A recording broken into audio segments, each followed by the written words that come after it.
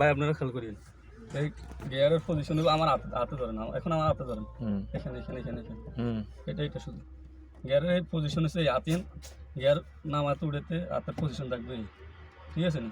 এই সামনের দিকে এটা আছে না, প্রথমটা ফালাইতে এই এক, আবার দ্বিতীয় নাম্বার গা ফালাইতে আঙ্গুলিগুলো দিয়ে এই দুই, 3 নাম্বার গা এই হাতের পজিশন যাবে এই সাইডে 3, 4 নাম্বার গা 4, আবার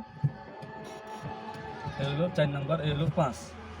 মানে হাতের তালু দিয়ে উঠবো আর আঙ্গুলের দিয়ে নিচের দিকে নামবো। আবার দেখে এখন হলো নিউটন 1, এই হাতের পজিশন, হাতে এটা কিন্তু এরকম বাঁকা থাকবে 2, ঠিক আছে না?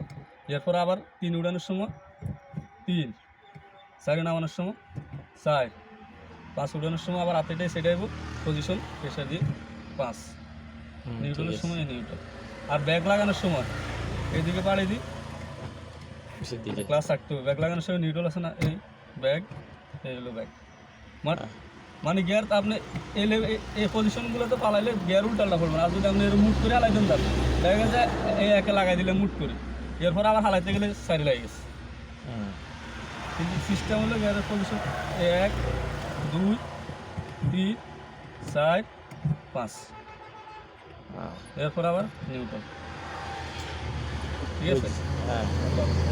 এইটা মামা সাহেব আসেন, পালাই দেন নিচে।